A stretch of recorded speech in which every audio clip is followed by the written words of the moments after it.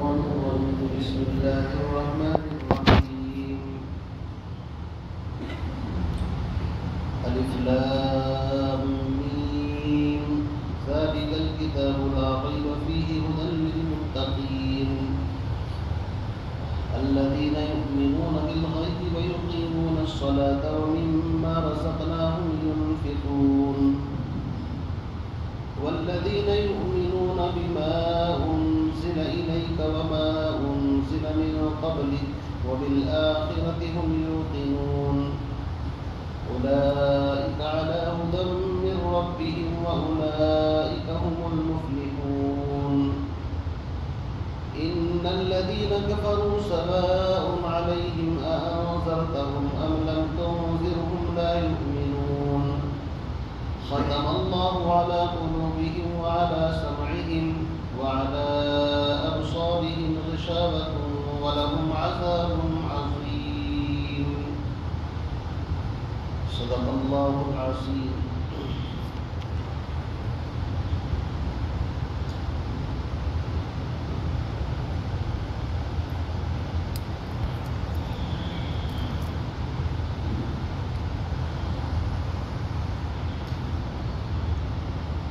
اس سورت کا نام سورۃ البقرہ اور یہ مدنی سورت ہے. اس سورت میں 286 آیتیں اور 40 رکوع ہیں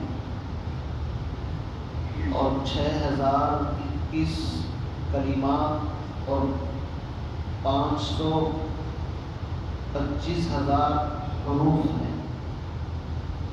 اور یہ سمجھیے کہ یہ سورت مدینہ منورہ میں ہجرت کرنے کے بعد نازل ہوئی اور تقریباً 2.5 پاروں کے اوپر یہ سورت مشتمل ہے.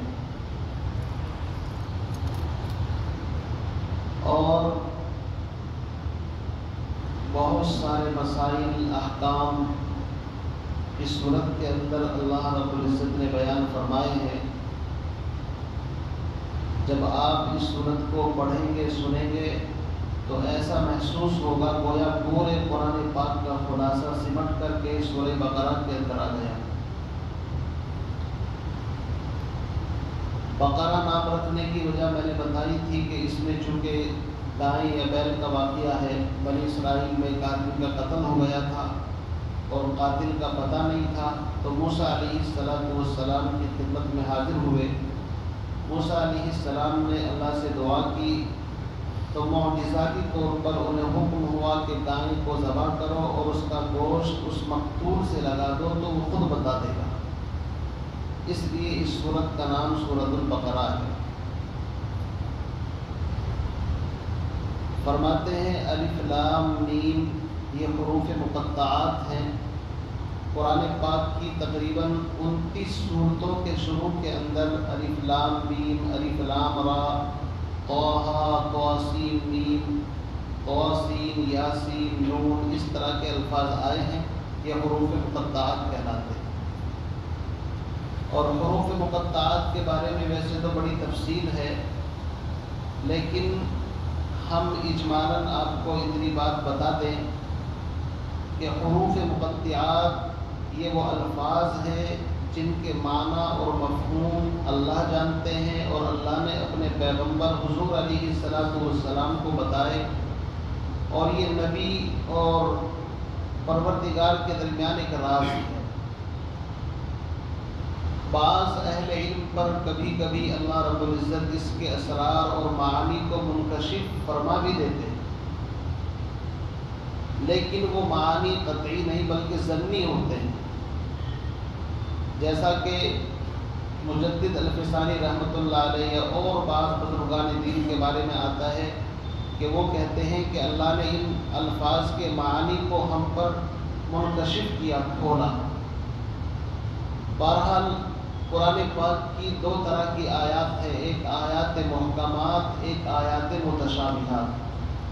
آیات محکمات اور متشابہات کے اندر فرق یہ ہے جو آیات محکمات ہوتی ہیں ان کے معنی اہل علم اور راسخین فی العلم جانتے ہیں لیکن جو متشابہات کے قبیل سے ہیں ان کی مراد کو صرف اللہ جانتا ہے، اور جس چیز کو اللہ نے نہیں بتایا تو اس کی کھود کرید کے اندر پڑھنا، اس کی جستجو میں پڑھنا یہ مناسب نہیں ہے۔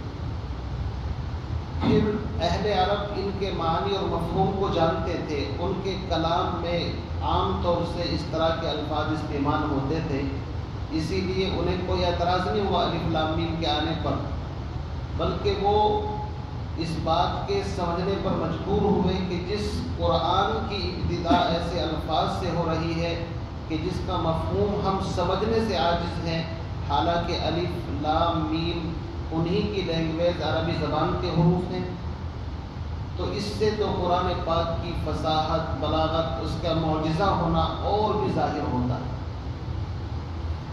تو بہرحال الف لام میم اس طرح کے جو الفاظ ہوتے ہیں ان کے نیچے لکھا ہوا ہوتا ہے اللہ اعلم بمرادہ، اللہ ان کی مراد کو جانتا ہے، ہم نہیں جانتے۔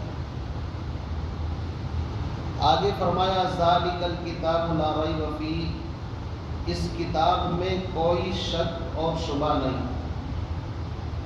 یہ بھی ایک لمبی خاصی بحث ہے کہ ذالکہ کیوں لائے، ھذا کیوں نہیں لائے، اس لیے کہ ذالکہ دور کی طرف اشارے کے لیے آتا ہے اور ھذا قریب کے لیے آتا ہے۔ لیکن میرے عزیز بزرگوں دوستو، جو لینگویج ہم استعمال کرتے ہیں اس میں اور اہل عرب کے اندر بڑا فرق ہے۔ اہل عرب کی جو زبان ہے وہ کبھی کبھی دور کے لیے ھذا اور کبھی قریب کے لیے ذالکہ اس طرح بھی استعمال کر لیتے ہیں۔ بعض فرماتے ہیں کہ ذالکہ اس لیے لائے ہیں کہ ذالکہ سے مراد ہے وہ ہدایت کہ جس کو تم اللہ سے مانگ رہے تھے، اہدنا الصراط المستقیم۔ اللہ نے ذالکہ سے اس کی طرف اشارہ فرمایا ہے کہ وہ ہدایت جس کو تم مانگ رہے تھے ہم نے اس کو اس کتاب کی شکل میں تمہیں دے دیا۔ ہدایت چاہتے ہو تو اس قرآن کو پڑھو۔ بعض فرماتے ہیں کہ ذالکہ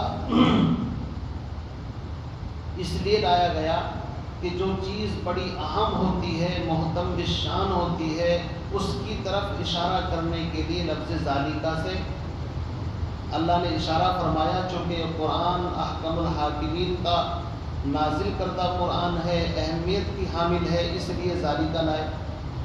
بہرحال جو بھی کچھ ہو، اللہ فرماتے ہیں ذالک الکتاب، اس کتاب کے اندر لا ریب، کوئی شک نہیں۔ یہاں پر سمجھنے کی بات یہ ہے الکتاب سے مراد کیا ہے۔ دیکھیے الکتاب سے مراد قرآن پاک ہے۔ ویسے تو آسمانی بہت ساری کتابیں نازل ہوئی ہیں، تورات، انجیل، زبور اور بہت ساری کتابیں آئی ہیں، لیکن یہاں پر الکتاب سے خاص قرآن پاک مراد ہے۔ اور جہاں پر کوئی قرینہ موجود ہو، جیسے کہ ذالک الکتاب کے اندر یہ علامت موجود ہے چونکہ قرآن کے بارے میں ذکر چل رہا ہے اس لیے قرآن مراد ہے، ورنہ تو سورہ نمل کے اندر سیدنا سلیمان علیہ نبینا علیہ الصلوۃ والسلام کے واقعے میں اور ہدہد کے واقعے میں ایک لفظ آیا ہے انی القی الیہ کتاب کریم۔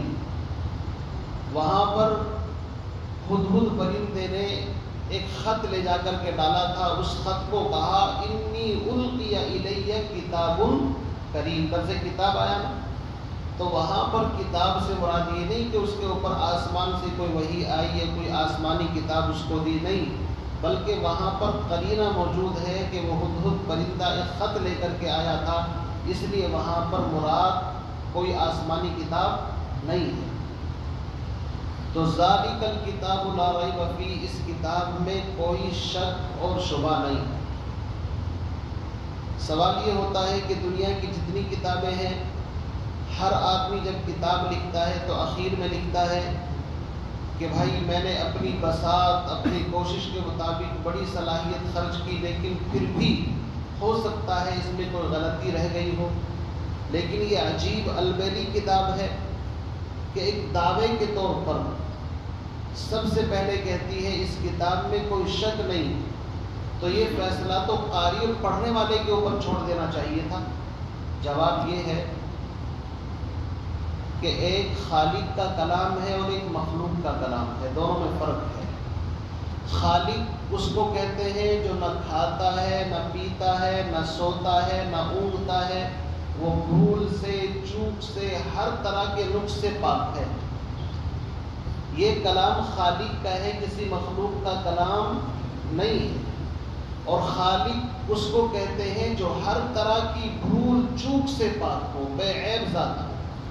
اگر اس کی ذات کے اندر بھی بھول نہ چوک نہ مان لیا جائے، جیسا کہ بعض اہل شیعہ کا عقیدہ ہے کہ کبھی کبھی اللہ کو بھی بدا ہو جاتا ہے، بدا کا مطلب دھوکہ لگ جاتا ہے، نعوذ باللہ، اور انہوں نے یہ عقیدہ بنا لیا۔ عقیدہ کیوں بنایا؟ کہ وحی آنی تھی علی کے پاس، نبی کے پاس لے کر کے چلے گئے، تو یہ عقائد کے اندر بگاڑ پیدا ہو جاتا ہے۔ اہل سنت والجماعت کا عقیدہ یہ ہے کہ اللہ کو پتہ نہیں، اللہ کو تو کبھی دھوکہ لگنا تو دور کی بات، اگر کوئی یہ عقیدہ رکھے کہ اللہ بھی بھول چوک جاتا ہے، وہ تو خود ایمان سے خارج ہو جائے۔ اس لیے احکم الحاکمین کا کلام ہے، اور احکم الحاکمین کے کلام میں شک اور شبہ کی کوئی گنجائش نہیں ہے۔ باقی رہی مخلوق تو بھول چوک سے بنی ہوئی ہے۔ قرآن پاک کے اندر خود آدم علیہ السلام کے بارے میں آتا ہے کہ نسی آدم علیہ السلام بھول گئے، ابا جان کو منع کیا تھا لا تقربا هذه الشجرہ، درخت کے قریب نہیں جانا، لیکن فنسی ولم نجد له عزما، اللہ فرماتے بھول ہو گئی اور وہ تو درخت کھا لیا انہوں نے۔ تو جب آدم علیہ السلام سے بھول ہوئی تو ان کی اولاد کے خمیر کے اندر بھی بھول چوک ہے۔ اس لیے انسان تو اس لیے مجبور ہو کر کے لکھتا ہے، باقی اللہ رب العزت کی شان ہے کہ اس نے سب سے پہلے فرمایا لا ریب فیہ، اور پھر آگے آئے گا اگر کسی کو شک ہے قرآن کے اندر تو قرآن خود کہتا ہے وَإِن كُنتُمْ فِي رَيْبٍ مِّمَّا نَزَّلْنَا عَلَىٰ عَبْدِنَا فَأْتُوا بِسُورَةٍ مِّن مِّثْلِهِ، اگر تمہیں کوئی شک ہے، کنفیوز ہے کہ ہم بھی ایسا کلام بنا سکتے ہیں تو کوئی ایک صورت بنا کر کے لے آؤ۔ کہیں فرمایا قُلْ فَأْتُوا بِعَشْرِ سُوَرَ، 10 صورت بنا کر کے لے آؤ، اور کہیں تمام انسان اور جنات کو A to Z مخلوق کو کہا قُلْ لَئِنِ اجْتَمَعَتِ الْإِنسُ وَالْجِنُّ، تم سارے انسان سارے جنات مل کر کے ایک آیت کا ٹکڑا پیش کر دو اگر تم بنا سکتے ہو، تم بھی تو عربی پڑھے ہوئے ہو۔ لیکن یہ ہمارا پیغمبر، اس نے تو کسی مدرسے میں یونیورسٹی میں کبھی داخلہ نہیں لیا، کسی استاد کے سامنے گھٹنے نہیں ٹیکے، پھر ان کی زبان سے ایک ایسا کلام نکلنا شروع ہوا 40 سال کے بعد کہ جس نے عرب عجم پوری دنیا کی کایا پلٹ کر کے رکھ دی۔ تو اللہ فرماتے ہیں ذالک الکتاب لا ریب فیہ، اس کتاب میں کوئی شک اور شبہ نہیں۔ اچھا کس چیز میں شبہ نہیں ہے اس کو بھی سمجھ لیں۔ 3 چیزیں ہیں شبہ کے اندر۔ دیکھیے شبہ اور شک بڑی خطرناک بیماری ہے۔ جس چیز کے اندر شک اور شبہ پیدا ہو جائے وہ چیز پھر انسان کے عمل کے لائق نہیں رہتی۔ میں ایک مثال دیا کرتا ہوں، ہزاروں قسم کے کھانے آپ کے سامنے رکھ دیے جائیں اور گرما گرم اور خوشبوئیں اٹھ رہی ہوں، اور آپ بالکل ایک دم آپ کی زبان سے پانی بھی چل پڑے کھانوں کو دیکھ کر کے، اور پیٹ اس غذا کے لیے بالکل ایک دم ناقابل برداشت کیفیت کے اندر ہو، دسترخوان کے اوپر آپ بیٹھ کر کے ہاتھ بڑھائیں اور ابھی آپ لقمہ اٹھائیں اور کوئی آدمی یوں کہہ دے جناب کھانے بے شک لذیذ ہیں، انواع و اقسام کے ہیں، لیکن بچے سے غلطی سے کسی ایک ڈش کے اندر تھوڑا سا زہر گر گیا، آپ ایمانداری کے ساتھ بتاؤ اس کھانے کو پسند کریں گے؟ ساری کی ساری ڈشوں کو آپ چھوڑ دیں گے، ہو سکتا ہے اسی کے اندر آ جائے ہو۔ تو شک بڑی خطرناک بیماری ہے۔ شک، آپ راستے کے اندر جا رہے ہیں، کوئی آپ کے کان میں کہہ دے جناب اس راستے کے اوپر چور ڈاکو رہتے ہیں، یہ راستہ سیف نہیں ہے، تو آپ سوچیں گے چاہے 10 کلومیٹر لمبا سفر کرنا پڑے لیکن اس راستے کو چھوڑ کر کے آپ دوسرا راستہ اختیار کر لیں گے۔ تو شک تو عجیب چیز ہے نا۔ کسی ڈاکٹر کے پاس جائیں اور ڈاکٹر کے بارے میں کوئی یہ بتا دے جھولا چھاپ ہے، اس کے پاس کوئی ڈگری نہیں ہے اور انٹرینڈ آدمی ہے، تو آپ سوچیں گے جناب میں اس سے دوائی اور کوئی نسخہ نہیں ہوگا۔ تو شک بڑی خطرناک چیز ہے۔ اگر پڑھنے والے کے دل میں شک ہو کہ بھائی فرشتے سے بھول ہو گئی، جیسے کہ شیعہ کا عقیدہ ہے نعوذ باللہ، یا اسی طریقے سے صحابہ سے اس کے لکھنے میں کوئی غلطی ہو گئی، یعنی کسی بھی اعتبار سے اگر شک پیدا ہوتا ہے تو گویا کہ یہ قرآن پاک کی عظمت کے خلاف ہے۔ ہمارا عقیدہ تو یہ ہے کہ یہ قرآن بعینہ وہی اصلی قرآن ہے جو لوح محفوظ کے اندر ہے، اور لوح محفوظ سے آسمان دنیا یعنی پہلے آسمان پر رمضان کی ایک رات میں، اور پھر وہاں سے جناب نبی علیہ السلام کے قلب اطہر کے اوپر 23 سال کے عرصے میں نازل ہوا۔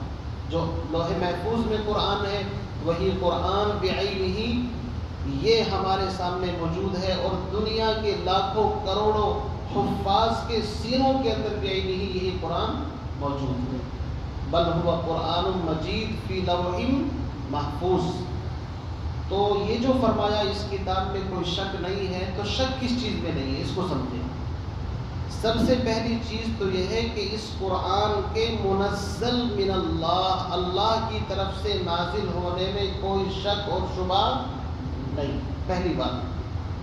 دوسری چیز، اس قرآن پاک کے الفاظ اس کے محفوظ ہونے میں بھی کوئی شک اور شبہ نہیں۔ الف لام میم سے لے کر والناس تک 6666 اس کی جو آیات ہے بعینہ اسی طرح ہے جیسے اللہ کے نبی کے اوپر قرآن نازل ہو۔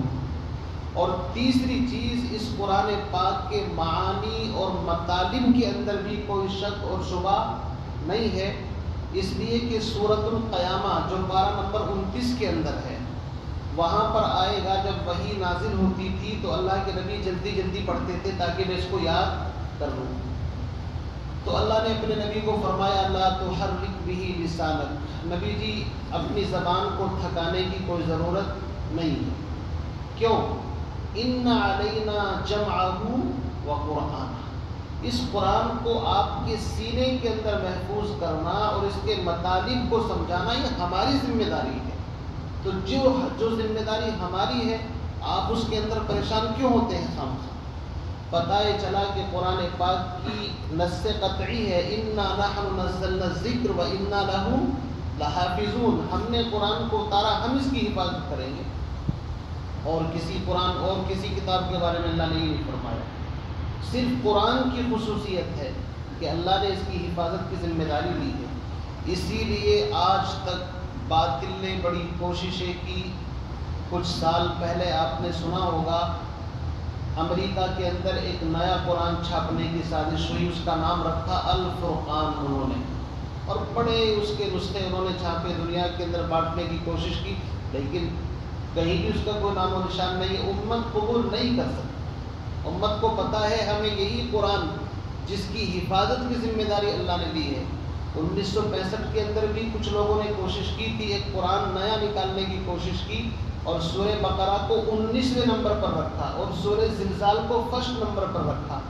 تو ہم کہتے ہیں ہم اس کو قرآن نہیں کہتے، ہمارے یہاں 5 سورہ اور 10 سورہ اور 16 سورتیں جو الگ الگ اکٹھی کر رکھی ہے نا، بس زیادہ سے زیادہ وہ حیثیت اس کی ہے نا۔ قرآن پاک تو وہی ہے جو الف لام میم سے شروع ہو کر کے والناس پر ختم ہوتا ہے۔ اس لیے میرے عزیزو اللہ فرماتے ہیں ذالک الکتاب لا ریب فیہ، اس کتاب میں کوئی شک نہیں، نہ اس کے الفاظ میں، نہ اس کے آسمان سے نازل ہونے میں، اور نہ اس کے معانی اور مطالب میں کوئی شک نہیں ہے۔ فرمایا ھدی للمتقین، یہ کتاب متقی لوگوں کے واسطے ہدایت ہے۔ ہدایت اور متقی دو بڑے جامع لفظ قرآن نے بیان فرمائے۔ ہدایت ایک روشنی ہوتی ہے جو انسان کے دل کے اندر آتی ہے۔ میں سورہ فاتحہ کی تفسیر میں بتا چکا کہ ہدایت کو صرف مانگا جا سکتا ہے، اس کو کسی مارکیٹ سے خریدا نہیں جا سکتا، ہدایت کو چرایا نہیں جا سکتا، ہدایت کو گن پوائنٹ کے اوپر آپ اس کو چھین نہیں سکتے، کسی مارکیٹ کے اندر جا کر کے پیسے کے بدلے میں خرید کر کے لا نہیں سکتے، اس لیے کہ ہدایت کس کے ہاتھ میں ہے؟ اللہ کے ہاتھ میں، اور اللہ سے طاقتور کوئی نہیں ہے۔ اسی لیے قرآن کہتا ہے انک لا تہدی من احببت ولکن اللہ یہدی من یشاء، میرے محبوب ہدایت میں نے آپ کے ہاتھ میں نہیں رکھی، ہدایت اپنے ہاتھ میں رکھی ہے۔ آپ کا کام کوشش کرنا ہے، میں چاہوں گا تو ہدایت دے دوں گا اور نہیں چاہوں گا تو ہدایت نہیں دوں گا۔ اسی لیے ہم اہدنا الصراط المستقیم کہہ کر کے ریکویسٹ اور درخواست کرتے ہیں اللہ سے، اللہ ہم ہدایت کے محتاج ہیں۔ اچھا، ہدایت ویسے تو بہت قسم کی ہوتی ہے، لیکن 5 قسم کی ہدایت میں آپ کو بتلا دوں موٹی موٹی، تاکہ آپ کے ذہن کے اندر رہے۔ ہدایت کی پہلی قسم ہے اراءۃ الطریق، صرف راستہ دکھانا۔ ایک آدمی نیوٹرل ہے، خالی اس ذہن میں کچھ نہیں جانتا، وہ آپ سے راستہ پوچھنا چاہتا ہے، آپ نے بتا دیا کہ آپ کو ایسے گلی نمبر 1 سے نکل کر کے روڈ پر جانا ہے، وہاں سے رکشہ ملے گا، پھر آپ سیدھے سیلم پور پہنچ جائیں گے۔ جو آپ بیٹھے بیٹھے بتا رہے ہیں یہ ہے اراءۃ الطریق، راستہ بتلا دینا۔ قرآن اس آدمی کے لیے بھی ہدایت ہے جو صرف اس سے راستہ پوچھنا چاہے، کوئی بھی راستہ پوچھے، مشرک کافر ہر ایک کے واسطے راستہ بتلاتی ہے۔ دوسرا ہدایت کا طریقہ ہے ایصال الی المطلوب، منزل تک پہنچا دینا۔ کیا مطلب؟ کوئی آدمی آپ کے پاس آئے کہ جناب مجھے فلاں جگہ جانا ہے، آپ نے اس کو سمجھانے کی کوشش کی، وہ کہتا ہے مجھے کچھ پتہ نہیں، آپ نے سوچا اس کا وقت ضائع ہوگا، آپ میری بائک پر بیٹھو اور آپ اس کو بٹھا کر کے منزل تک پہنچا کر کے آئے۔ قرآن یہ کام بھی کرتا ہے، سمجھے نہیں؟ اگر کوئی اپنے آپ کو سرنڈر کر دے قرآن کے سامنے، مجھے ہدایت چاہیے، تو قرآن ہدایت دیتا ہے۔ اسی کو اللہ نے فرمایا والذین جاہدوا فینا لنہدینہم، اسی ہدایت کا ذکر ہے کہ ہم نے آتم سمرپن، اپنے آپ کو سونپ دیا، قرآن کے حوالے کر دیا، تو قرآن تمہیں ہر چیز کی رہنمائی کرے۔ کبھی ہدایت محسوس چیزوں کے علاوہ معنوی چیزوں کے اندر ہوتی ہے۔ بہرحال یہ باتیں کچھ تھوڑی سی آگے چل کر کے ایسی ہیں جو آپ کی عقل سے پھر آؤٹ ہو جائے گی۔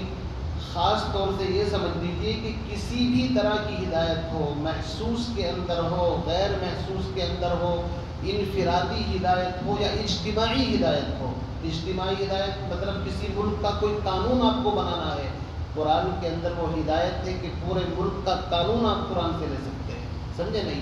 تو انفرادی ہدایت بھی، اجتماعی ہدایت بھی، قوموں کی ہدایت بھی، افراد کی ہدایت بھی، ہر طرح کی ہدایت قرآن پاک کے اندر موجود ہے۔ اسی لیے کہیں قرآن ھدی للناس کہتا ہے، کہیں ھدی للمتقین، کہیں ھدی للعالمین، الگ الگ جو ہدایتوں کا ذکر کرتا ہے، تو موقع محل کے اعتبار سے وہ ساری ہدایتیں اس کے اندر جمع ہیں۔ آگے متقی کس کو کہتے ہیں؟ جو گناہوں سے بچے ہیں متقی۔ تقوی کا سب سے ادنا درجہ ہے ایمان میں داخل ہو جانا۔ صرف لا الہ الا اللہ محمد رسول اللہ پڑھ لیا تو یہ بندہ متقی یعنی تقوی کے پہلے سیڑھی کے اوپر کھڑا ہوگا۔ سمجھ گیا؟ صرف کلمہ پڑھنے سے لا الہ الا اللہ محمد رسول اللہ کہا، یہ آدمی چونکہ اللہ کو مان لیا، رسول کو مان لیا، تو یہ ہدایت کے پہلے درجے پر ہے۔ ابھی جتنا بھی انسان ترقی کرے گا، گناہوں سے بچے گا، نوافل کا، فرائض کا اور تمام چیزوں کے ساتھ زندگی گزارتا چلا جائے گا، اتنا ہی یہ درجات کی سیڑھیوں پر چڑھتا چلا جائے گا۔ تقوی کے درجات لا انتہا ہے، اس کی کوئی لمٹ نہیں ہے۔ کوئی سوچے کہ درجات اس کے لمیٹڈ ہوں گے اور میں پہنچ کر کے کہوں کہ میں اس درجے پر پہنچ گیا، نہیں۔ قرآن پاک نے تقوی کے بے شمار درجے رکھے ہیں۔ سب سے اونچا درجہ وہ ہے جو نبوت کے بعد سیدنا ابو بکر صدیق رضی اللہ تعالیٰ عنہ کو ملا، وہ ہدایت کے بھی اور تقوی کے بھی اعلیٰ مرتبے پر ہیں، باقی سب لوگ پھر ان سے نیچے ہی نیچے۔ تو فرمایا یہ کتاب ہے متقیوں کے واسطے ہدایت۔ اچھا، متقی کس کو کہتے ہیں بھائی؟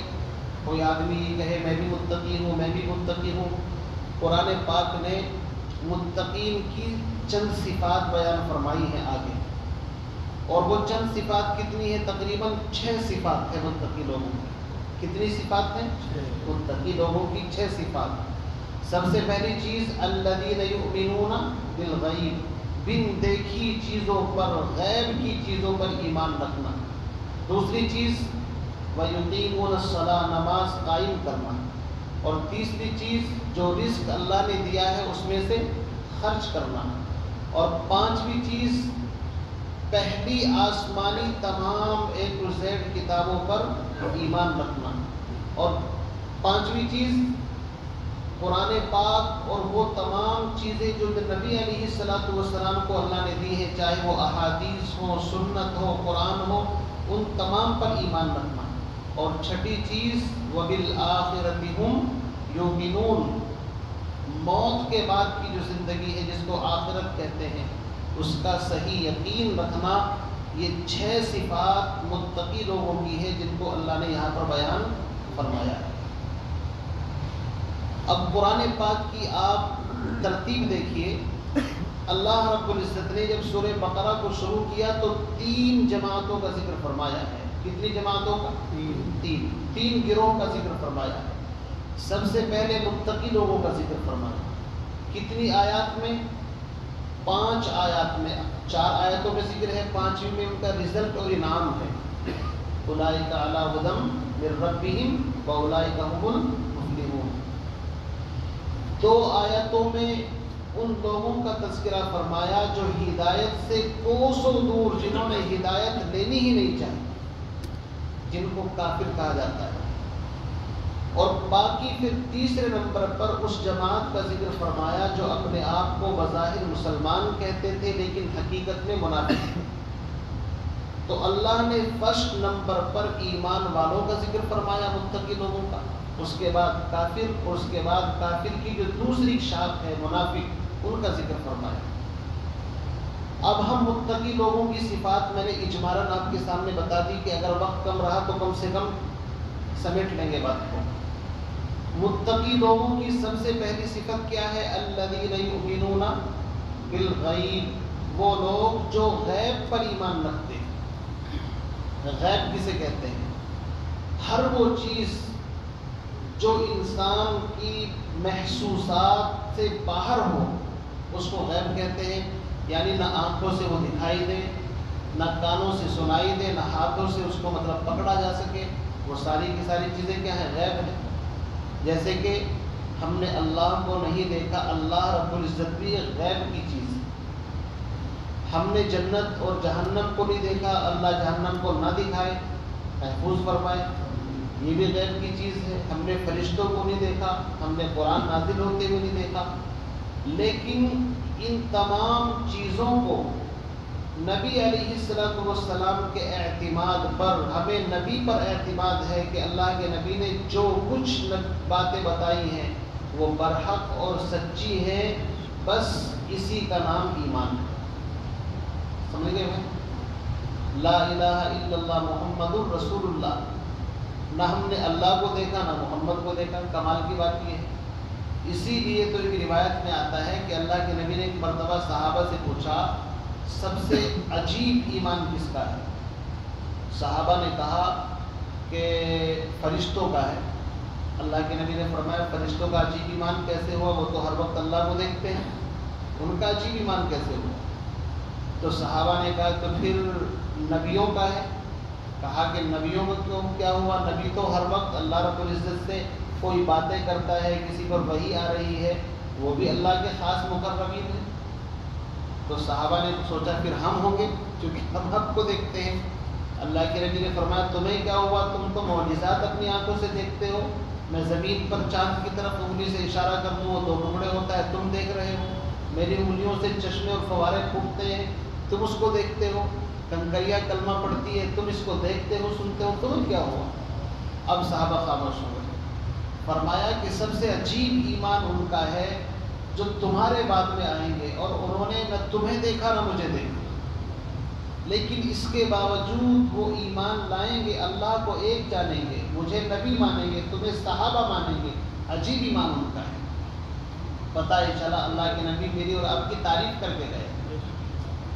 اس لیے ایک حدیث کے اندر فرمایا جو مجھے دیکھے اور ایمان لائے اس کے لیے 1 مرتبہ خوشخبری، اور جس نے مجھے نہیں دیکھا پھر ایمان لائے تو ایک روایت میں 3 مرتبہ اور ایک میں 7 مرتبہ ان کے لیے بشارت۔ تو آپ بھی بھائی اپنے آپ کو ہلکے میں نہ لیں، بڑی فضائل ہیں آپ کے بھی ماشاءاللہ۔ تو ایمان بالغیب بڑی چیز ہے۔ غیب پر ایمان رکھنا، بن دیکھے چیز پر۔ سیدنا ابو بکر صدیق رضی اللہ تعالیٰ عنہ کا یہی حال تھا، اسی وجہ سے سب سے فرسٹ نمبر پر رہے۔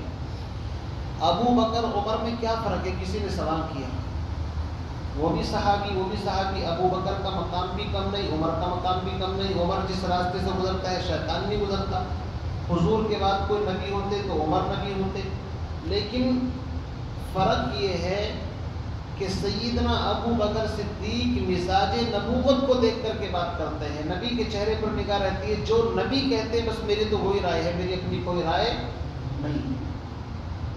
یہ چیز یہ مین ایمان ہوتا ہے کہ جب ہمیں یہ پتہ چل جائے کہ یہ بات اللہ کے نبی نے کہی ہے، اب چاہے وہ ہماری عقل میں آئے یا نہ آئے، ہم اپنے آپ کو جھکا دیں، اسی کا نام کیا ہے؟ ایمان بالغیب۔ حضرت ابو بکر صدیق رضی اللہ تعالیٰ عنہ کو جب بتایا مشرکین نے جا کر کے کہ تمہارے دوست اور ساتھی یہ کہتے ہیں کہ میں راتوں رات بیت المقدس وہاں سے 7 آسمان پر گیا، یہ ہوا وہ ہوا، تم کیا کہتے ہو؟ کہا کہ اگر وہ کہتے ہیں تو پھر مجھے کوئی شک اور شبہ نہیں، اسی لیے لقب پڑا صدیق کا۔ تو ایمان بالغیب یہ بڑی اہم چیز ہے۔ اب دیکھو اگر غیب پر ایمان نہیں ہوگا تو سوال ہوگا یار ہم نے تو جبریل کو اترتے ہوئے نہیں دیکھا، تو ہم کیسے مانیں؟ مشرکین یہی کہا کرتے تھے وَقَالُوا لَوْلَا نُزِّلَ هَذَا الْقُرْآنَ، کہ یہ قرآن ہم اپنی آنکھوں سے دیکھنا چاہتے ہیں، جیسے کہ بنی اسرائیل نے کہا تھا نا، موسیٰ علیہ السلام 70 لوگوں کو طور پہاڑ پر لے کر کے گئے، اللہ سے باتیں ہوئی، بات سن لی انہوں نے، لیکن اتنے نالائق تھے، موسیٰ علیہ السلام سے کہنے لگے یا موسیٰ لن نؤمن لک حتی نر اللہ جہرا، جب تک ان آنکھوں سے اللہ کو نہیں دیکھیں گے جب تک ایمان نہیں لائیں گے۔ تو اللہ نے ان کی پکڑ فرمائی، 70 کے 70 کی انسان کی فطرت میں ہے کہ وہ آنکھوں سے دیکھنا چاہتا ہے، اور اللہ رب العزت امتحان یہ لیتے ہیں کہ میں آنکھوں سے دکھا کر کے اگر تم کو بتا دوں پھر ایمان کیا ہوا؟ ایمان تو یہ ہے بن دیکھے ایمان لے کر کے آؤ، یہ کمال کی بات ہے۔ اس لیے فرمایا الذین یؤمنون بالغیب، متقی لوگ وہ ہیں جو بن دیکھی چیزوں پر ایمان رکھتے ہیں۔ دیکھو یہاں پر اجمال ہے، اور قرآن کی خوبی یہ ہے کہ بعض چیز کو ایک جگہ پر مجمل اور مبہم بیان کرتا ہے لیکن خود ہی پھر اس کی تفسیر کرتا ہے۔ سورہ بقرہ کے پہلے رکوع میں ایمان کا ذکر چل رہا ہے نا، اور سورہ بقرہ کا جو آخری رکوع ہے آپ جب اس کو پڑھیں گے اس کے اندر بھی تفصیل سے ڈیٹیل سے آیا ہے، کیا للہ ما فی السماوات و ما فی الارض، آپ پورا رکوع پڑھیے، اس میں ہے آمن الرسول بما انزل الیہ من ربہ والمؤمنون کل آمن باللہ وملائکتہ وکتبہ ورسلہ لا نفرق بین احد من رسلہ، یعنی ایمان مفصل کا ذکر اسی قرآن کے سورہ بقرہ کے آخری رکوع کے اندر ہے۔ تو الذین یؤمنون بالغیب تو مجمل ہے، غیب کا مطلب یہ ہے وہ جو ایمان مفصل ہے نا، 7 چیزیں ہیں، آمنت باللہ وملائکتہ وکتبہ ورسلہ والیوم الآخر والقدر خیرہ وشرہ من اللہ تعالی والبعث بعد الموت، 7 چیزوں پر ایمان لانا۔ اور یاد رکھیں ایمان کس کو کہتے ہیں؟ ایک ایمان ہے ایک اسلام ہے، 2 چیزیں الگ الگ ہیں۔ ایمان کہتے ہیں تصدیق بالجنان اقرار باللسان، دل سے کسی چیز کو ماننا اور زبان سے اس کا اقرار کرنا، اس کو ایمان کہتے ہیں۔ صرف کسی چیز کے جاننے کا نام ایمان نہیں ہے۔ یہودی حضور کو جانتے تھے نبی ہیں لیکن مانتے نہیں تھے، تو اس کو ایمان تھوڑی کہیں گے۔ ابو جہل جانتا تھا کہ حضور سچے ہیں، کبھی جھوٹ بھی نہیں بولا، جانتا تھا وہ، لیکن ایمان نہیں لایا۔ تو ایمان کہتے ہیں، اور یاد رکھیے ایمان جو ہے نا اس کا محل انسان کا دل ہے، اور پوری باڈی کے اندر پورا جو سب سے قیمتی برتن ہے وہ انسان کا دل ہے۔ اللہ رب العزت نے قیمتی چیز کے لیے قیمتی برتن، جیسے آپ سونا چاندی اور کرنسی کو چھوٹے سے لوکر کے اندر چھپا کر کے رکھتے ہیں کہ چور بدماش اچک کے اس کو چھین کر کے نہ لے جائیں، اللہ رب العزت نے ایمان جو اس کے خزانے میں سب سے قیمتی سرمایہ ہے اس کو چھپا دیا، کہاں؟ دل کے اندر۔ اسی لیے اگر کوئی گردن کے اوپر تلوار رکھ کر کے کہے کہ کلمہ کفر کہو، اللہ نے کہا اگر تمہارے دل کے اندر ایمان ہے کہہ دو، کیا فرق پڑے گا؟ قرآن پاک کے اندر ہے نا الا من اکرہ وقلبہ مطمئن بالایمان، اگر دل کے اندر ایمان ہے تو تمہارا کوئی بال بیکا نہیں کر سکتا، کچھ نہیں فرق پڑے گا۔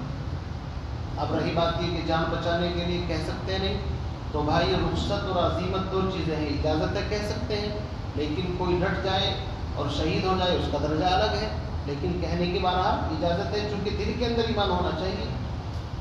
اسلام کا تعلق باڈی سے ہے، باہر کا جو حصہ ہے، سر پر عمامہ باندھ دیا، داڑھی ہے، ٹوپی ہے، پگڑی ہے، یہ ساری چیزیں اسلام ہے۔ اسلام اور ایمان دونوں چولی دامن کا ساتھ ہے، لیکن ایمان اندر کی چیز ہے اور اسلام باہر کی چیز ہے۔ ایمان دکھتا نہیں اور اسلام چھپتا نہیں، کیوں جی؟ ایمان دکھتا نہیں ہے، اسی لیے ایمان کا پتہ کب چلے گا؟ جب حی علی الصلاۃ حی علی الفلاح مؤذن کہے گا، اب وہ اگر نماز کے لیے آ رہا ہے تو سمجھو اندر ایمان تھا، اب اسلام کے لیے آ رہا ہے۔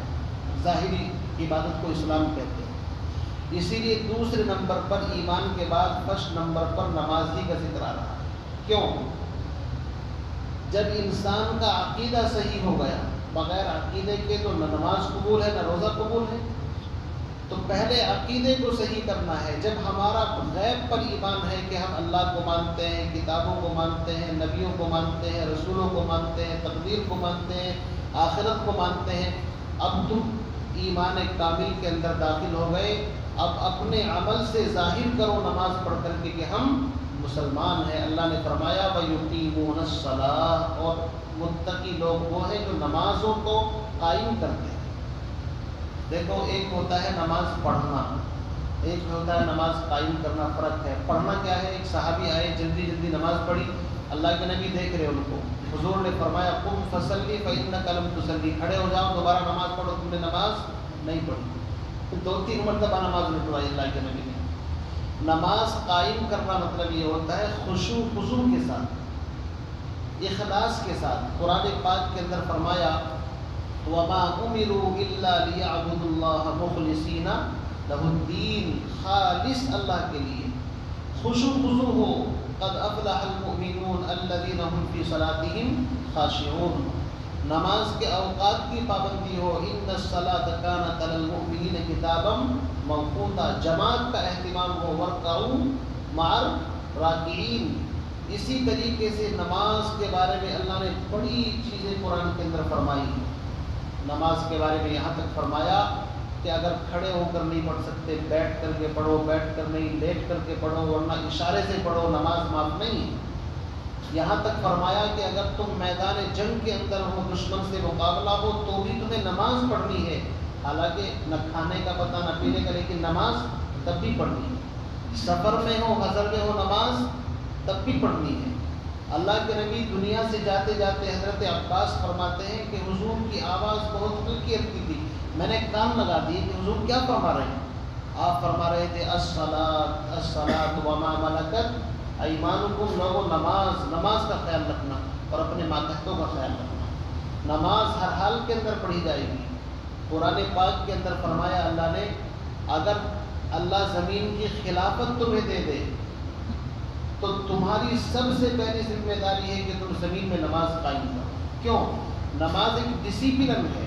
5 وقت انسان جب مسجد کے اندر آتا ہے اللہ کو حاضر ناظر جان کر کے، تو جو انسان اپنے جسم کے اوپر آسانی کے ساتھ اس عبادت کو نافذ کر لیتا ہے، ملک کے اندر اس کو حکومت کرنا آسان ہو جاتا ہے، اس لیے کہ پھر چور ڈاکوؤں کا کوئی خطرہ نہیں رہتا۔ جب اس کے دل کے اندر یہ ہے مجھے اللہ دیکھ رہا ہے، میں رب کو حاضر ناظر جان کر کے اپنے نماز پڑھ رہا ہوں، تو انسان کی چوری ڈکیتی یہ کیسے کرے گا؟ اسی لیے فرمایا نماز برائیوں سے روکتی ہے، ان الصلاۃ تنہی عن الفحشاء والمنکر۔ تو نماز بڑی اہم چیز ہے۔ اللہ کے نبی نے فرمایا کہ اگر تمہارے اوپر امیر مسلط ہو، اس کو برداشت کرو جب تک وہ تمہیں نماز کا حکم کرتا رہے۔ اگر نمازوں کا حکم نہ کرے تو پھر اس کو برداشت نہیں کیا جائے۔ اللہ کے نبی نے پوری زندگی کسی کے لیے بددعا نہیں فرمایا، آپ دیکھیں گے، لیکن غزوہ خندق کے موقع پر 2 وقت کی نمازیں آپ کی چھوٹ گئی تھی، تو آپ نے پھر ان کے لیے بددعا فرمائی۔ تو نماز ایسی چیز ہے، اسی لیے حضور نے فرمایا قرۃ عینی فی الصلاۃ، میری آنکھوں کی ٹھنڈک نماز ہے۔ من اقامھا اقام الدین ومن ہدمھا فقد ہدم الدین۔ کہیں فرمایا کہ نماز اور کفر کے درمیان، اسلام اور کفر کے درمیان نماز فرق کرنے والی چیز ہے۔ من ترک الصلاۃ متعمدا فقد کفر. تو بہرحال نماز کے بے شمار فضائل ہیں. ایمان کے بعد بدنی عبادت میں سب سے پہلی چیز کیا ہے؟ نماز. نماز ہے میری زندگی کا مقصد، تیرے دین کی سرفرازی، میں اسی لیے مسلمان، میں اسی لیے نمازی. نماز ہے تو دین ہے، نماز نہیں تو کچھ بھی نہیں ہے. کوئی یوں کہے میں پکا سچا مسلمان متقی لیکن نماز نہیں پڑھتا، تو کہا جائے گا بھائی کچھ نہیں. پہلے زمانے میں تو منافق کی ہمت نہیں ہوتی تھی نماز چھوڑنے کی. آگے فرمایا وَمِمَّا رَزَقْنَاهُمْ يُنْفِقُونَ. دیکھو پہلے بدنی عبادت کو ذکر فرمایا، اس لیے کہ نماز امیر غریب کالا گورا شہری دیہاتی ہر آدمی پڑھ سکتا ہے، اس میں کوئی زیادہ پیسے بھی خرچ نہیں ہوتے. لیکن زکوٰۃ یا اللہ کے راستے میں خرچ کرنا یہ ان لوگوں کا کام ہے جس کے پاس کچھ ہو، تو اس کو تیسرے نمبر پر رکھا. فرمایا متقی لوگ وہ ہیں جو رزق ہم نے ان کو دیا ہے. میں نے اس کے بارے میں بتایا تھا کہ رزق سے مراد صرف مال و دولت نہیں ہے، بلکہ اللہ نے جس کو جو صلاحیت دی ہے، اگر عالم ہے تو علم دوسروں کو سکھائے. کیوں جی؟ انسان کے پاس جو ہنر ہے، جو کمال ہے، اگر وہ اس کمال کو دوسروں تک منتقل کر رہا ہے تو سمجھ لیجیے کہ یہ انفاق فی سبیل اللہ کے اندر داخل ہے. اور صحابہ کے دور کے اندر انفاق کی ایسی عادت تھی کہ رات کو وہ ان کو نیند نہیں آتی تھی کہ کہیں ہمارا پڑوسی بھوکا نہ ہو. صبح ہوتی تھی تو چھت کے اوپر کھڑے ہو کر کے اعلان کرتے تھے کوئی بھوکا تو نہیں رہا، کہیں ایسا نہ ہو قیامت کے دن پکڑ ہو جائے ہماری. تو فرمایا وَمِمَّا رَزَقْنَاهُمْ يُنْفِقُونَ. متقی لوگوں کی تیسری صفت جو رزق اللہ نے دیا اس میں سے خرچ کرتے ہیں. چوتھی چیز وَالَّذِينَ يُؤْمِنُونَ بِمَا أُنزِلَ إِلَيْكَ. ایمان رکھتے ہیں اس چیز پر جو کچھ تیری طرف، یعنی اے محبوب جو کچھ قرآن و سنت جو دین ہم نے تجھ کو دیا ہے، جو اس پر ایمان رکھتے ہیں. وَمَا أُنزِلَ مِن قَبْلِكَ. اور اس پر جو آپ سے پہلے نازل ہوئی. یہاں پر وَمَا أُنزِلَ مِن بَعْدِكَ نہیں آیا، جو بعد میں. کیوں؟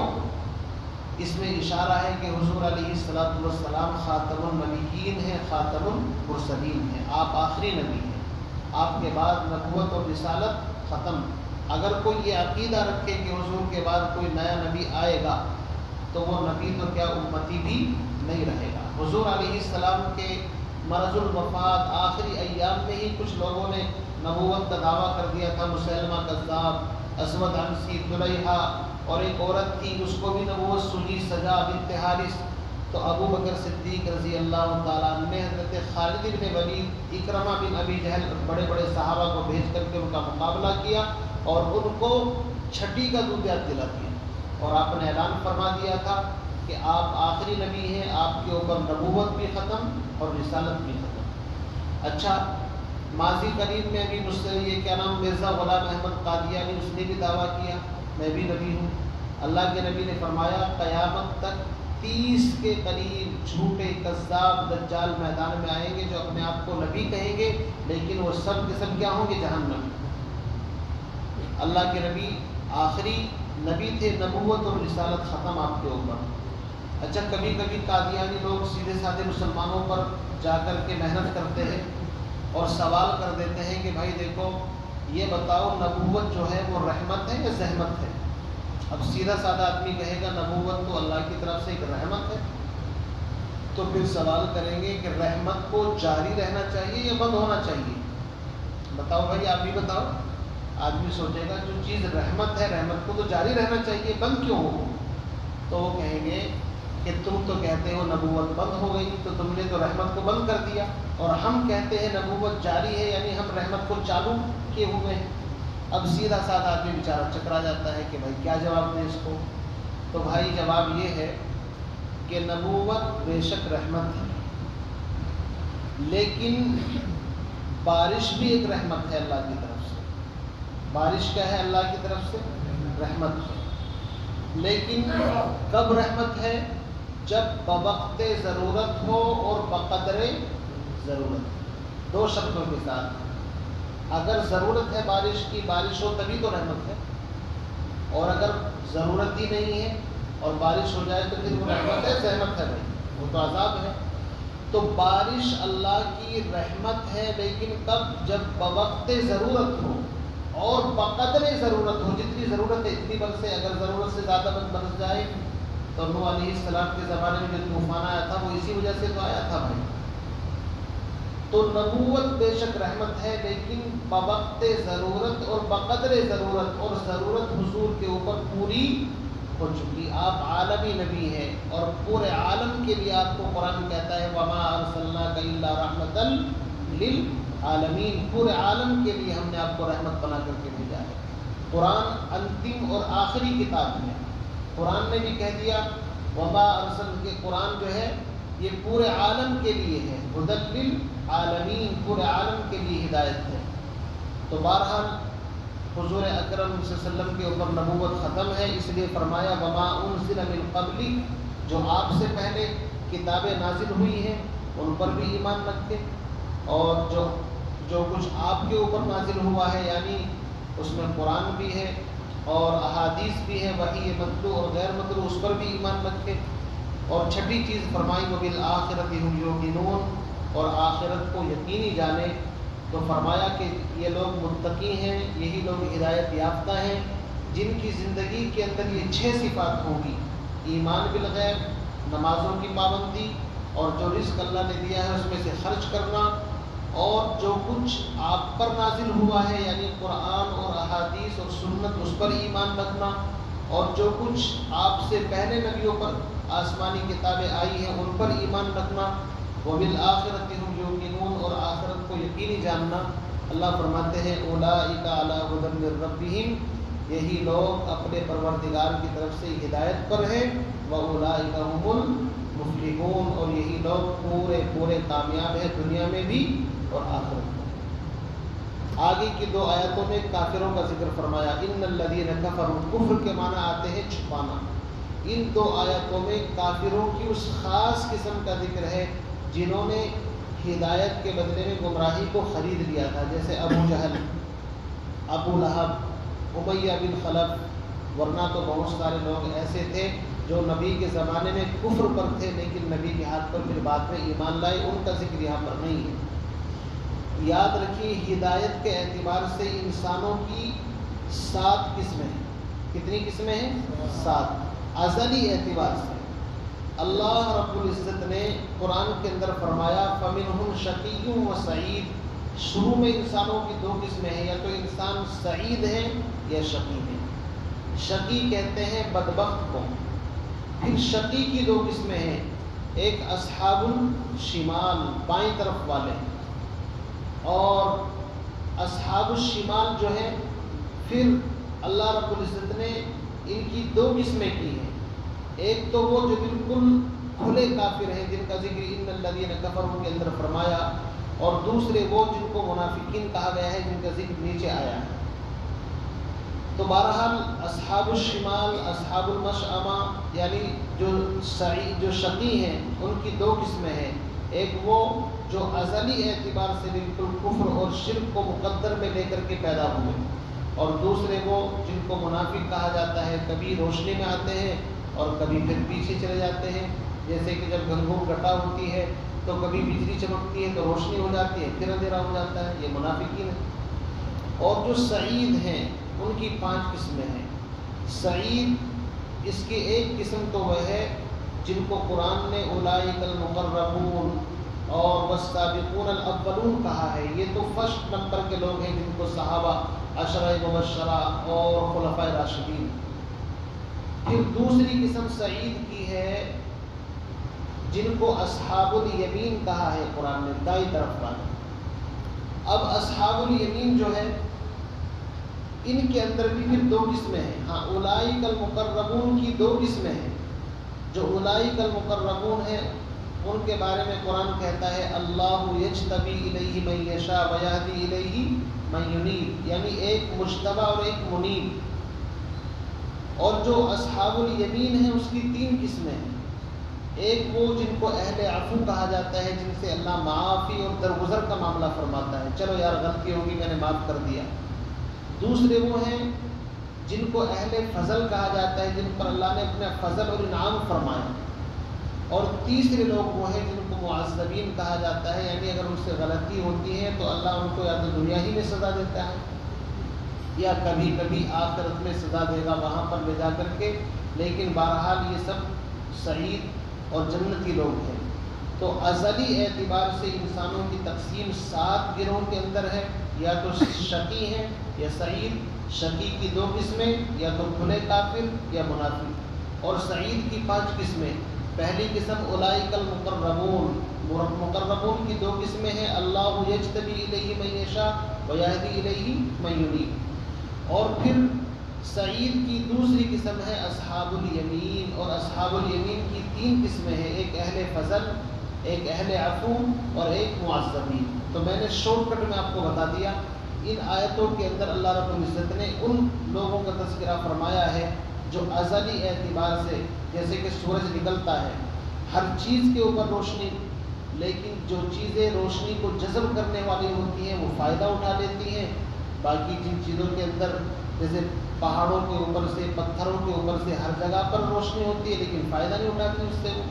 ایسے ہی اللہ رب العزت نبیوں کو بھیجتے ہیں انسانوں کو سمجھانے کے لیے، جن کے مقدر میں ہدایت ہے وہ لے لیتے ہیں، اور جو دشمنی پر کمر باندھ لیتے ہیں وہ محروم رہ جاتے ہیں۔